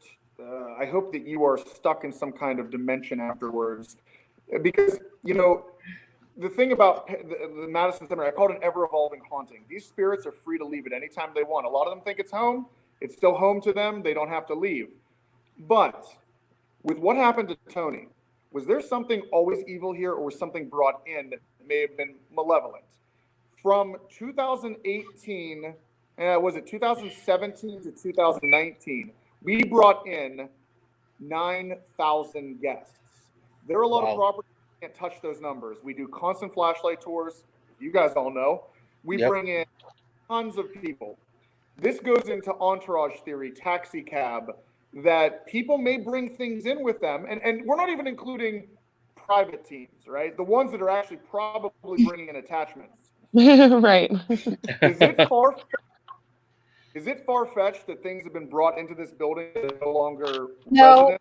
But I have another theory, and I think that whatever this was seeking Tony. I really do. I don't think it would have happened to anyone else if they came in that building. And it's not, Tony is a very strong person. He's got a good base. There's no way something should just attack him. This was meant for him to receive. He got something out of this. I don't know what it was, but whatever it was something that needed to be pulled out from another dimension, if you want to call it. And he was in the right place at the right time, because Madison has the portals there. They're portals. When I talk about portals, I'm talking about if you're having, ghosts or whatever, spirits, whatever you want to call it, these things that are crossing, that your people are communicating with them. We're probably not quite there in our same dimension. We're guessing. We don't know really much about it. But so it seems like when you go to a place like this, or a place that's investigated, it gets more exercised, so that the veil gets thinner, is what they say, or however you want to explain it. But there seems to be a way that the osmosis is greater, and they can travel a little bit better. And I think that's what happened. And I really think that he was meant to get that. I think that this is something. Well, I won't go into theories about it's bizarre what I think. Of course, what is what the show's about? What is it? Something weird, gobbly in your energy body. I mean, that's the freakiest thing I could ever come up with. But yet, it's what I imagined, what I saw, and that's what we do. We imagine these things based on the energy, and that's what I saw. So, I'm just saying, I think it was him. I don't think it would have happened to you or anybody else that came through there. I think it was specific to him. I don't think anybody else had to worry about that one. But there are things. But usually when people come in there, and I do Reiki out there, you know this. When people come in and they say that they have an attachment, sometimes they do. And sometimes it's because they were messing with the spirit. And the spirit was not happy, so they threw some residue at them or whatever, and you just, get it off of them. But sometimes, other times, and most of the time, many times, I will say, I shouldn't say most of the time, but many times it's things that people just brought in with them. They had to begin with, but once they got into that environment where you're kind of more in a meditative state, things are your awareness is, you're in that subtle state, that sense of awareness, where you're really paying attention. All of a sudden, things open up and you realize it's there, and you start feeling it, and that's why. That's all it is. I mean, it's nothing that it's the way it is. So just putting that out there, this is my belief. I won't go into detail because it's kind of weird, but I know it's hard to believe coming from me. I say, do you know us? Right. I think it's great because you talk about past lives, and I think it may be from a past life, honestly. I think what he was receiving was something that he was getting back from a past life. And I don't know that it was all necessarily bad, but I don't know. I don't really know what to think right now. Chris Rowland, Rowand. Chris Rowland just made, he said, the constant investigating loosened the hinges on the proverbial dimensional door so it opens easier. Exactly. It's not a way to say it. I love that. Oh, thank you, Chris. That's amazing. Yeah, that's a good one, Chris. I have to memorize that. Damn it, Chris, that's what I was going to say. I'll be honest. I mean, probably for me, the closest I've ever had an experience to what I would call an inhuman entity is at Madison Seminary. We were investigating. Mama Ruth was with us. The brothers were with us. Let's see who else was there. Greg Knepp was there. I think that was one of the first nights he came out and hung out. Just hung out after the flashlight tours. And actually, he's the one who brought it to my attention. It was, of course, in the asylum floor, down in the corner room, glass door on the right under the exit sign. He's like, Goose, come here, check this out. He's like, I don't know what it is. There's something going on in this room. Just stare into it and tell me what you see. So I look in the room. We're just standing there. I mean, the two of us, and we look like we're going insane, but we're staring just into this room. And it was darker than dark. Like the red light from the exit sign had everything glowing. You guys know how it looks up there in the dark with that red exit sign. Could not see any light coming in from the outside from the window. It was just darker than I've ever seen it. He's like, just keep watching. So I'm watching, and the best way I can explain it was like the Matrix, where you just start seeing the green like lights just trickling down really fast in the dark.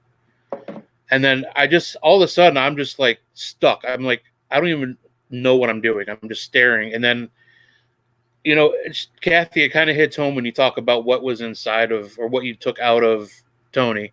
Yeah. Because what I saw eventually after staring for so long, and they actually had to physically pull me away from the room because I was in a totally different place. I just saw this really tall figure. It almost kind of reminds me of the mythical creature, the Slender Man, of what I was seeing. Really tall, faceless, really long, gangly arms. And I kept feeling like it was like reaching towards me, trying to pull me into that room.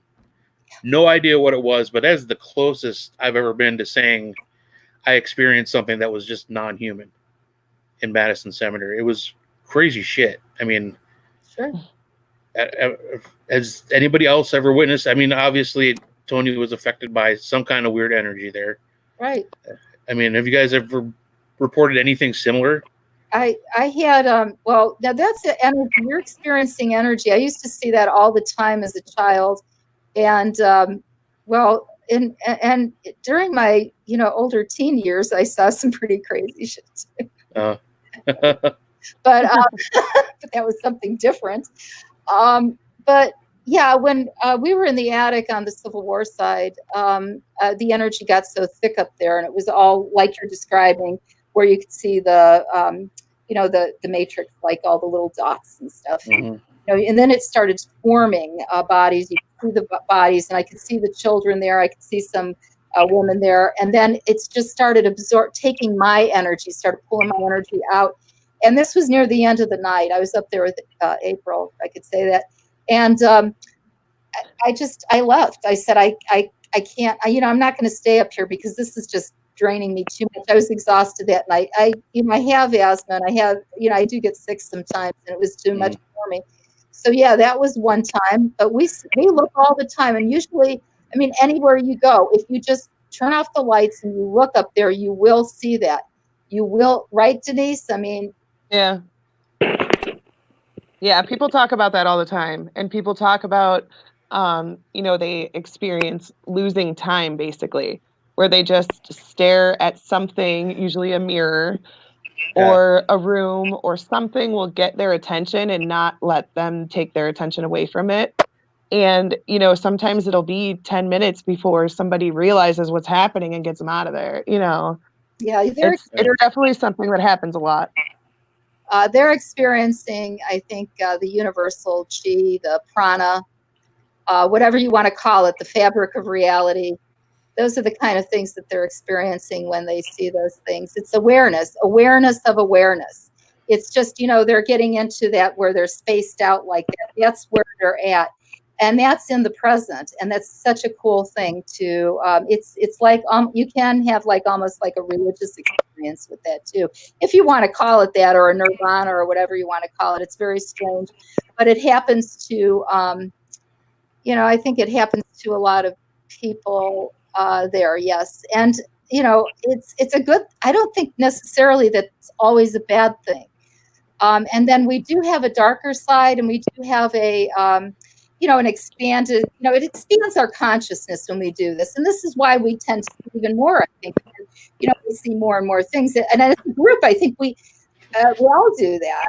I don't know. I mean, I don't know what you all think, but I see people when they come there first, they're like, I think I feel something. I think I'm feeling something. I think I'm experiencing something. And before they go into this stuff, it's like, is it imagination? Partly, yes. I'm not going to say it isn't all imagination. I'm not going to say that it's not superstition. Maybe the medication that they're on, and I can think of other things that cause these kind of things. But I also know that they're getting in touch with a more subtle part of themselves. And there have been studies done on the brain that prove that we have areas of the brain that we do not use. And when they're stimulated, people have nirvana or some kind of religious experience. And they're documented studies, and those were done in the 1990s. So we know that those things happen. So this isn't anything that, you know, we should surprise us, really. We're using a part of our brain that we don't usually use, and we're expanding our consciousness. And I don't think that's a bad thing. I think it's really cool. If people don't believe it, I don't care. I'm retired. Right. I'm okay. I'm not on any medication. I'm not into that. I don't read any of that. I don't read that. I think that, like, with me, I used to have things happen a lot when I was little. And, you know, it was always like, oh, well, that was your imagination, or, oh, that was your eyes playing tricks on you, or whatever.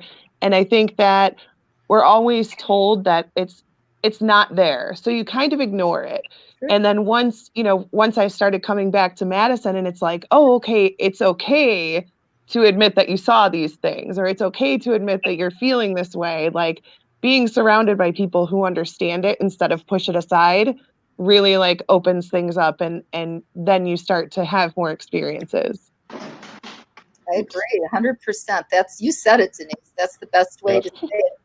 And you know, we're just getting stronger. We're not getting weaker. We're strengthening a part of ourselves that most people don't use. And now that we have this isolation, most people are being more introspective, and they're looking in, and they're finding that they have a part of themselves that they didn't realize was there before. And it scares some people at first, but don't be afraid. It's a beautiful thing.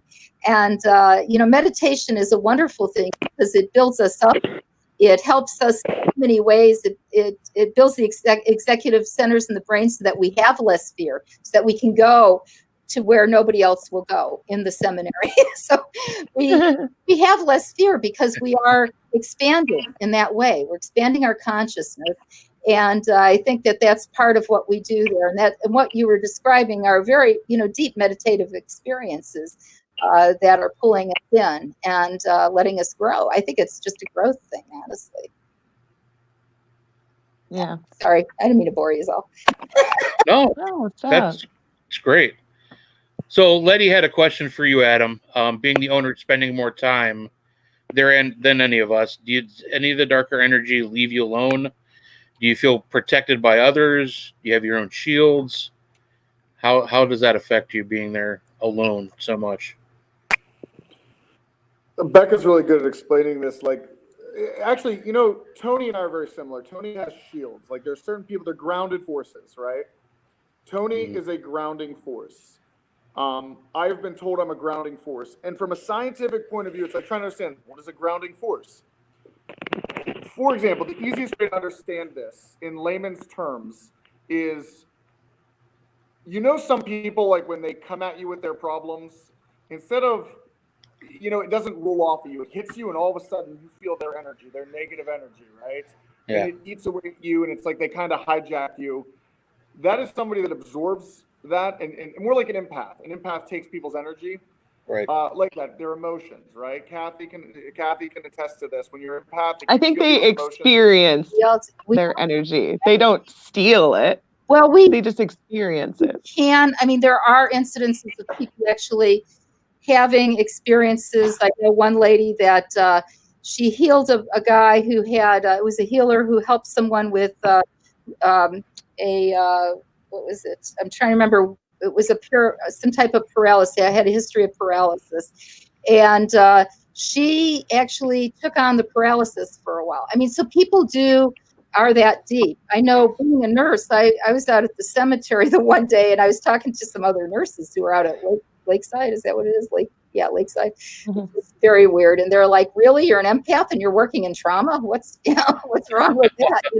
So it's like, well, yeah, but I've been doing this for years and I learned how to adapt. But, at this age, it's getting harder to adapt. But so as far as the grounding goes, grounding is kind of interesting because it affects us physiologically, and it's an external source. So when we're grounding into something of the earth usually, and that's the negative ions that are coming through us. And when we're centering, it's more of an internal thing. So when you're well grounded like that, that's why nothing's coming through you, because you're definitely bonded to that earth. You're really strong with the earth like that, and that kind of seals you off from a lot of things. And the negative ions are just wonderful for us. So it's good that you're like that and you're that strong in that way, but you're also very centered, because when you're grounded like that, you're also very centered. They're very similar traits, and they do affect one another.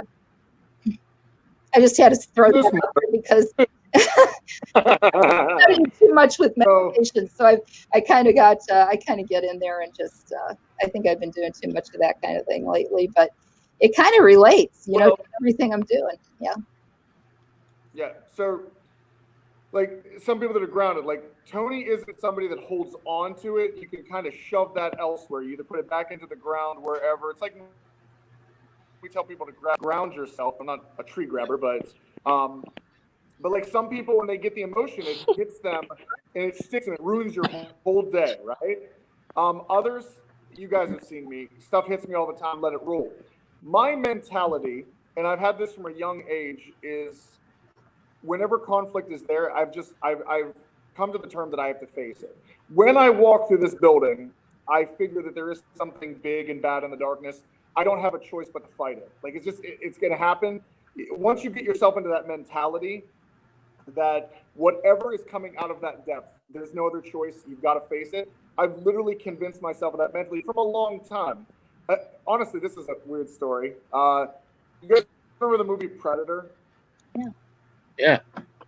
Well, Heisenberg, I don't know Heisenberg doesn't watch movies ever.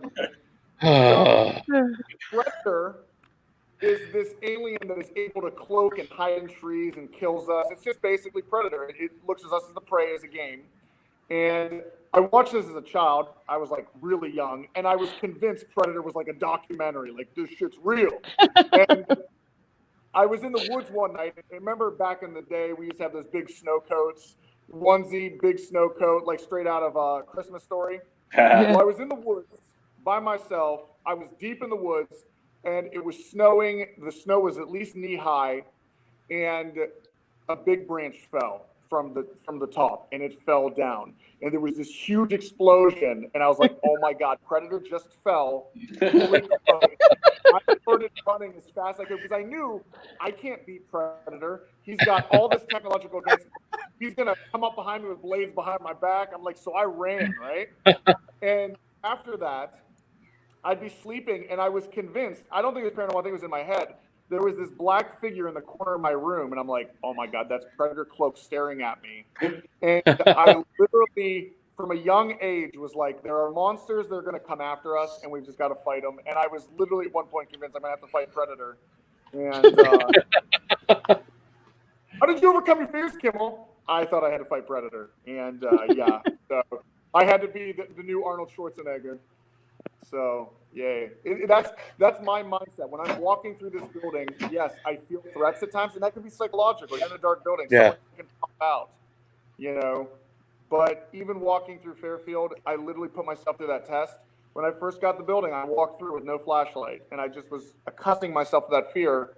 And almost, it's kind of like a roll call to them. You know, you come in and you're trying to be the new sheriff. If they can feel your fear, it's to literally walk through and be like, look what I'm doing right now. This doesn't faze me. But I'm not going to lie. My core was a little scared there at some points, like in the ground floor. You know, but that's how I mentally shield myself into these situations. I'm gonna go Nothing back. to follow up with. I understand that was law. D, how do you shield yourself? Not very well. I'm learning. I think that I have installed a permanent shield after I had to walk through the building by myself. I think I scared myself so much that I shut everything down, and now I could walk through the building perfectly fine and not see or hear anything. It's amazing. The viewers want to know. I don't know if you've seen the questions coming in. People keep asking, did D shut the light off in the asylum? D, can you tell everybody? Can you tell everybody at home? You did not. I did not shut off the light in the asylum. It's an LED. It's fine. Yep. It's fine. Yeah, Madison is very efficient with all of our lighting. Yes. It's very. It's fine. It's one light. It could stay on for a couple days until Shelly, the brave one, gets there. I've been lucky that I haven't had to ground myself ever. Was that the goose? I feel stuff at Madison. Yeah, still. Honestly, the oddest thing that gets me at Madison is the nightmares. I have nightmares here, and I don't normally get nightmares. But it's really, I don't know if it's psychological. Like, I'm always worried about the building. And I had this one dream that the building was flooding. There was water damage. I was alone. I had buckets, and I was trying to stop water. And this was kind of like lucid dreaming that we were talking about. Mid-dream, I knew that this was bullshit because I was up in the asylum and there were pipes coming out of the asylum floor and they were shooting water, but it was like so cold that the water would freeze once it got out. And I remember I'm over here trying to get these buckets. I'm trying to save Madison. I figured the ship is going down. It's goddamn Titanic over here. There were no lifeboats. And mid-dream, I just stopped and I said, I remember in the dream, there's no water that goes up to the asylum. There's no pipes. You guys know the water line. It doesn't go past the ground floor. Mid-dream realized that and it shut down, but it was terrifying until I came to this realization. This isn't reality. This isn't real. So yeah, a lot of nightmares though. It's always about the building too. Like the building's being damaged. Someone's trying to hurt the building. Yeah. I'll come save I have those all the time too. Do you feel things, Adam, when you walk through there? Do you feel things? You feel things, right? Yeah. More at it's weird. Yeah, like Addie's saying. Addie used to spend a lot of time here and sleep over and nightmares, right? It turned to having the best sleep to having. Here's an example of a nightmare, and I will tell you about the things I've felt here because even just recently. The dead are very aware of what's happening. When I was at Fairfield before the outbreak was happening, I was talking to the spirits there. Like I'm chatting while I'm cutting out old phone lines. And I was like, hey guys, just so you know, country's being quarantined because of the coronavirus. And I was trying to give them an update because maybe they're not outside to see it, right? And I said, people will be coming, but right now we are at a high level of alert, but things will change. I'm just giving them a little current history, current up-to-date news, right? Well, when I came back to Madison, the feel that first day, it's like the building knows when we're away. It knows when we're all away. We can all attest to this. It's like we're the battery to that thing. But here's a nightmare I had. This happened 2 years ago. Addie was not here this night, or I don't think so. I don't remember. I was in so much panic. I can't remember. Addie and I would sleep in this one room at the end because you could padlock the door. And I did that because I was afraid of the living, not the dead. And I'm almost sure that I closed that. I know for a fact. I close the door and I lock it so I don't die, right? Mid-dream, I'm in the middle of a dream, which I didn't realize the dream time felt so real. The door was wide open, and there was a woman in a Victorian white dress, and she was at the edge of the door, and she says, "You need to wake up." And I'm like, I stand up. I'm trying to recognize her. I can't make out any features that I remember of who she is. And I said, "What are you talking about?" Yes, Addie was there. So I get up, because I had to tell her in the morning how terrifying this was. I'm in the dream, and I'm like, "What do you mean? Why do I have to get up?" And she goes, "The bad men are coming." And she points down the hallway back towards Nixon's. Like, I was at the end of the residential hall, and she would be pointing to where the Nixons would have stayed, coming around the corner. And I said, "Who are the bad men?" And she just repeated again, you have to wake up now." And literally, I snap out of the dream. I never sweat in my sleep, ever. I'm in a cold sweat. I pop up out of the bed. The door that I am 100% sure I locked is wide open. And I jump up. I grab the door really quick. I go to close it, and then I'm like, what is going on? I open the door back up, and I look down the hallway. And the only feeling I can give you of my spider senses, like, you guys know when you walk into a room and two people are arguing and they stop.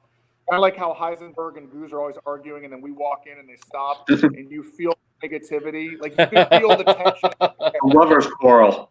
Yeah. Absolutely. Shut up. Feel it. And we all know that feeling. Like, we walk into a room, we're like, "Oh, you guys were just fighting." The hallway was lit with that energy. Like, it was bad. Like, I just walked into a really bad fight. And then I closed the door again, and I told Addie the next morning, because she was there. She remembered so much, like, trauma from this, thinking, like, my God, who is this woman talking about in the dream? Who are these bad people coming? And yeah. So, but as far as feeling that stuff, there are times I walk through the building and I just feel a very unwelcoming feeling. Like, I don't know how to describe it. So it's ever evolving, dude. I don't know. But yeah, I feel it a lot. I feel it a lot here.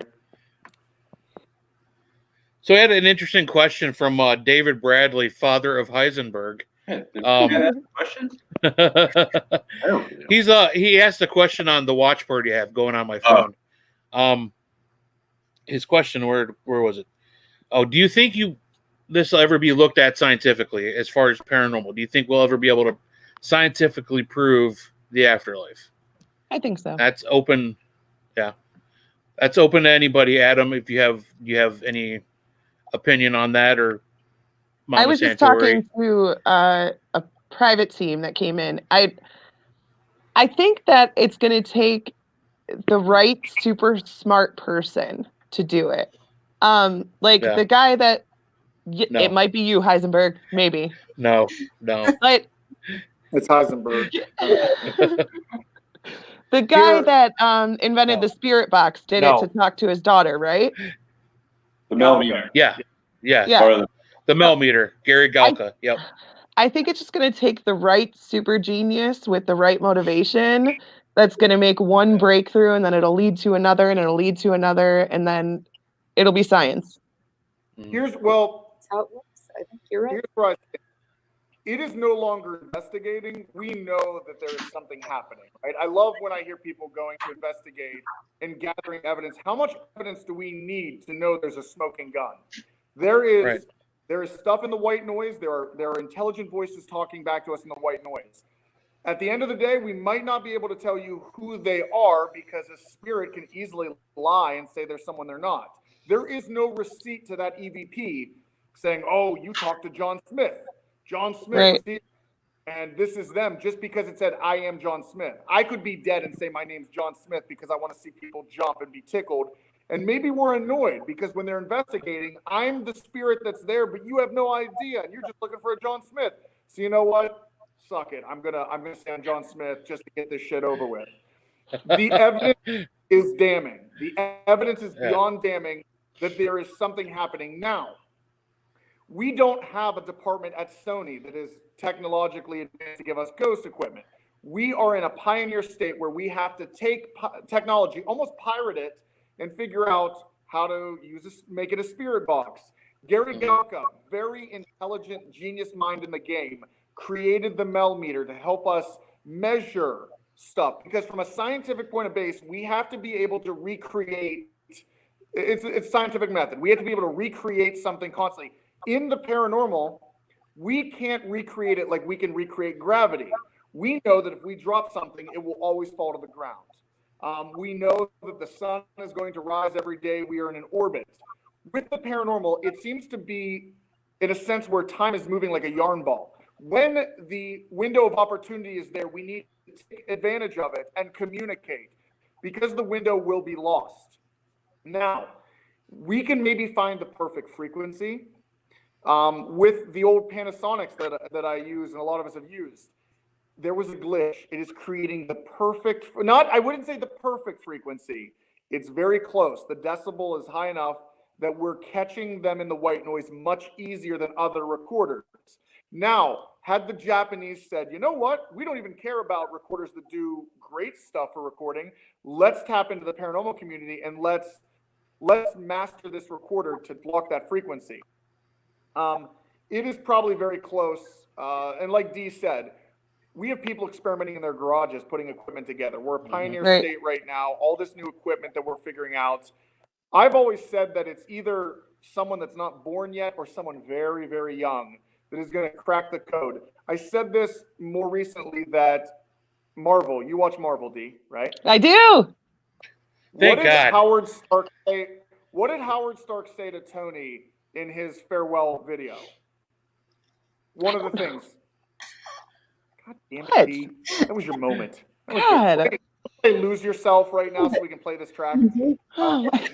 Anyway, I'll edit it out. Stark said that to him, I was limited by the technology of my time. We are limited by the technology of our time, but we are going to set up players for the future. They're going to look at all this research. We're saving these buildings. We're literally adding to the layers. We're giving you the perfect research facility to crack this, because it is the most important question. What happens next? What happens next? And the dead, it appears maybe the dead could tell us if we had more communication with them. They're giving us little pieces. So yes, to answer that question, it is already being measured in a scientific mean, but I think we need to alter our approaches and we need new equipment. Yeah. Yeah. I completely agree. What do you say, Heisenberg? Yep. Thank you. So wise. So wise. Well, you can always count on him. Like the genius and motivation, that took me out, the motivation part. I have no motivation. I just heard Boss Lady Kate back there laughing. Wow. This is a perfect example. I know we've got a few minutes left. And if anyone's listening right now, listen closely, because I'm about to break it down in 2 minutes here. Do you see how everybody's acting really weird in the quarantine right now and nobody remembers what day it is? Okay, imagine being a spirit isolated at a location. You would have lost track of time, right? It is going to be very subtle hints. And this is why I think you need to use human emotional cues. Why we use ripples in time with Resident Undead. We're stimulating them. I can show you things from your past and you're going to be more stimulated, right? If we were quarantined for months, and I suddenly show you something from your childhood, or even just something before the quarantine, that nostalgia of the old country comes back. It stimulates you. You feel alive again. You're talking about things. I think if we want the dead to speak to us more, let's quit boring the shit out of them and knocking on walls, because if I was dead, I wouldn't talk to you. You're not the one that I'm going to waste all my energy on.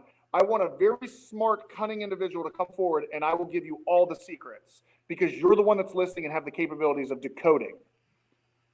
Does that make sense? It makes a ton of sense, actually. Yeah. Yes. They probably get sick of answering, what's your favorite color? You know, they want someone to ask them the real questions. Favorite color? I didn't die to tell you my favorite food. Right. I'm saying help, because I'm in distress. I'm trapped in an existence of the beyond. If we can communicate better, I can maybe you can help me get out of this. Maybe I can figure out how to move. I don't care about giving you my favorite color. Blue's my favorite color. But I'm not trying to attack the paranormal. No. Community, but I think you can though. It's all right. It is. I do it every week. Right? Yeah, it's just evolve. Think of it from a human perspective. The dead are speaking to us in a language we understand, our own language. that shows us they have the ability to remember. They have that cognitive memory. So it's just like showing things in your past. It sparks. If I gave you your deodorant from high school, even a smell, for example, if you smelled the deodorant from your high school, all of a sudden you'd be like, oh, I remember all these childhood things, being locked in lockers and people not sitting with me, right? You have a flashback, right? That were locked in your head, but until you had something to spark that, to open that memory, access that memory, you would have forgot about it. So there's a lot of things we can learn from the dead by reintroducing them things from their own past. Mic drop. Very true. There you go. Nice. Right? Can't top that. And that's it. Right? Yeah. Did you just crush that can? What's that? What? Did you just crush that can? Yes, I did. Yes, I did. Nice. 2020, we're taking names, baby. I just crushed the can. That's right. That was an epic news drop. We're head hunting. This is Got to like kick it. this. We're changed now. We've been determinists. Okay, we're not the same. Well, that seems like a great way to go out tonight. I appreciate you guys being on. Great show. Appreciate the last minute you guys coming on and hanging out. Of course. It's been the last couple of weeks. It just felt like the need to come on and be positive and just have like quarantine paranormal hangouts. And this is it's been awesome to share this with people. Adam, thank you for coming on. Kathy, Mama Santori, we love you dearly. Thank you for coming on. D Nice, well, hugs, we love you. Heisenberg, shut up. I'll see you next week. But any parting words before we sign off, though, real quick? Any plugs? No, anything? it's so good to see you guys. Kathy, you were my favorite. Don't tell. You were always my favorite, Kathy. She's everyone's favorite. How do you not Kathy Santori? Oh my God. All right, you crazy kids. Thanks for coming on. You rascals. But hopefully everybody stay safe, stay healthy, keep your Wash distance. your damn hands. Wash your hands. Stay 6 feet away from your neighbor or whoever you're. If you don't have to go anywhere, don't. Stay home. And let's get through this thing. All right. We love you guys. Thank you for being on. We will spook you later, crypto heads. Have a good night. Bye. Bye. Thanks, guys. Have a good night.